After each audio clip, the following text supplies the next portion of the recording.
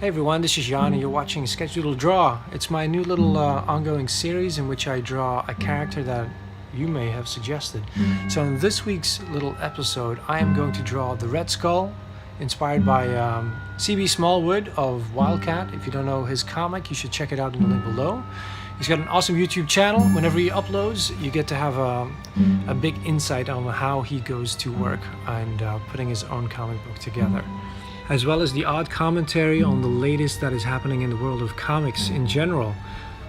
Now, the Red Skull, I don't think I've ever drawn this character before. He's of course Captain America's main foe, and has been around for probably the better part of however long ago it was that Cap had his comics come out in World War II. What could that be? 70 years? That's a long time for me to be missing out on drawing this character. So the Red Skull was of course in his origin movie by Marvel. You may have seen that one.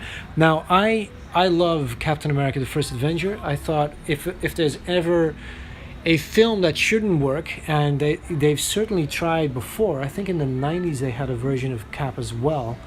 Cap is a character that is hard to pull off, because maybe in hindsight it now looks super easy because, can you imagine a Marvel universe without Chris Evans? But at the time, I think there was definitely something to be said for them not being able to pull off Cap, and it just being, I don't know, like cheesy. Like I have no other word for it, It's the same, like I think they could totally pull off a Fantastic Four movie, but we're still waiting for it. Like it seems to be so hard for so many different creative teams to get that right, unless their name is of course Pixar. But hey, so yeah, the Red Skull. I thought I'd warm up a little bit by drawing some actual skulls. I've been drawing a lot of skulls lately because like always going about finding new ways to practice faces and drawing in general. Lately I've found myself drawing what is underneath the face a lot more and getting insights, especially in the cheekbones, like, how should I put it? There's just that connective bone under which the lower jaw slides, and the muscles of the lower jaw latch onto the skull on the side, and all of a sudden it just clicked. Like I just understood a lot better like how that all fits together, and how, especially when you start drawing faces from angles, how to get that angle and those shapes right, because you tend to draw the outline only, and the face being, quite, I don't want to say organic, but like plastic, the outline is always shifting. What you actually draw, and it is of course decided by what's underneath. And so yeah, it's never too late to draw the guidelines and get the underpinnings going if you're an artist yourself.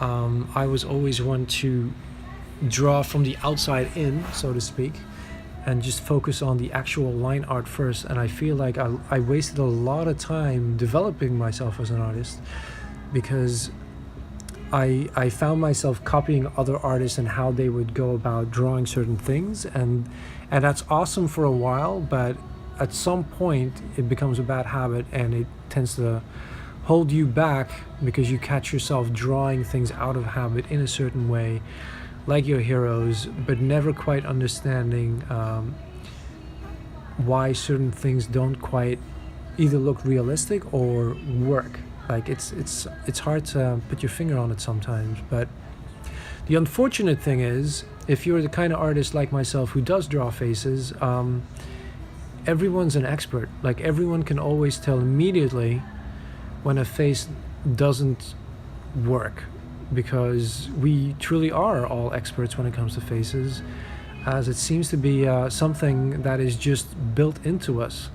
And if you don't know what I'm talking about, have a friend who's not very attractive walk up to a baby. They just, it sounds cruel, but This guy I used to work with, he had a face that made babies cry, and so you can tell even those who've only been on the planet for a very short while already have built-in recognition of what faces should look like, and if you deviate a little too far from the norm. What I'm trying to say is that even if you show your art to non-artist friends, they might not always be able to put their finger on it why something does or doesn't work, but they can certainly tell when you're not quite crossing the uncanny valley, even in comic books. That's kind of why it's important to, at some point, learn the underpinnings. You don't have to become a master, and I certainly picked up books from the library featuring anatomy, like there's really beautiful books full of drawings of every bone, like, you know, that's impressive, but there's no need for that. Just the obvious stuff that relates to your work, you know.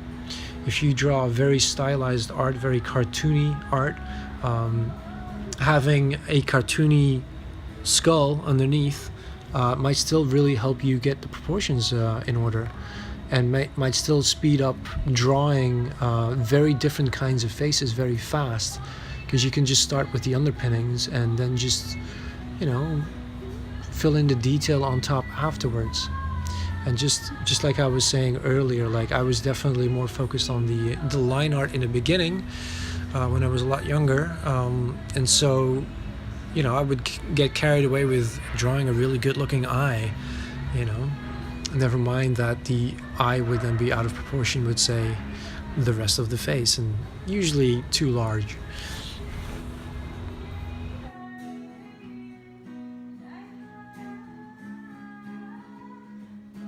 Also, considering the date, it's the end of October. All Hallows Eve is just around the corner. I only recently got to see Coco for the first time. It's one of Pixar's latest films. If you've never seen this film, this is like Finding Nemo and some of their others. Very colorful and quite a stunner in the animation department. I'm really regretting not seeing this film when it came out in the cinema the first time around. You know, I saw it on fairly decent sized TV, but like, man, that is one beautiful animated film. And also the story is just, it's incredible. Like, it's just one of those very old school kind of feel good films, you know, just beautifully rendered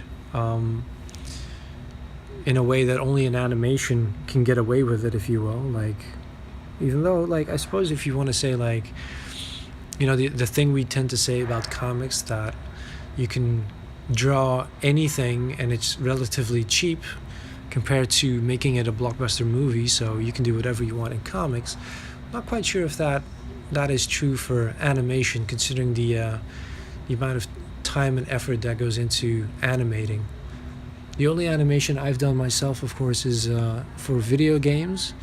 I used to work on my own game a number of years ago. I had my own little ninja game, as I called it. It never even got a name, but I diligently worked on it for years. And I remember when I first started drawing people walking, it would take me about a week to get a really basic walking cycle going.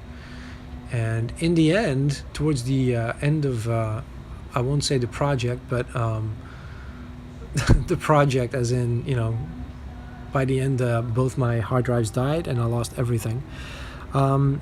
So by the end of it, I got that down to in about a day. Of course, we're talking about a video game, so I would make a walking cycle in 3D using a 3D model, and then I would export that all to Photoshop, cut it up so that I would be left with about 10 frames of animation, you know, but they would look pretty good. And I was pretty proud of how they came to be in the end. So yeah, Coco, definitely recommended.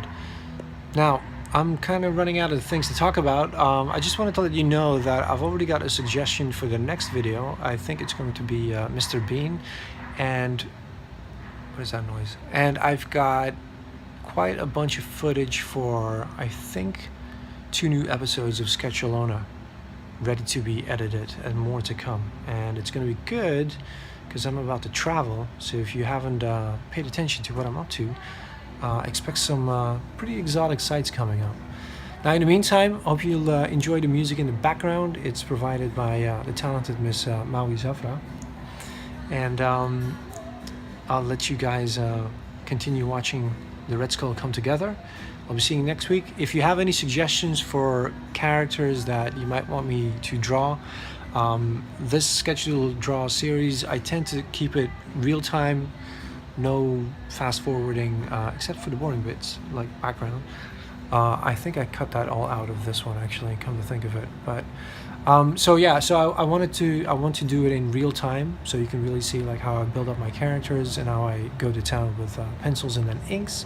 If it's going to be inks, I think the last one, Captain America, was just pencils. So it can be anything from a rough sketch. Try to keep them to 5 minutes. This one went over, but I really enjoyed how this one came about and what it ultimately will be, as you'll see. So I'm keeping this one around 15 minutes. So hope you stick around till the end. If you have any suggestions for characters to draw, let me know in the comments down below, and I'll be seeing you guys next time. Take care.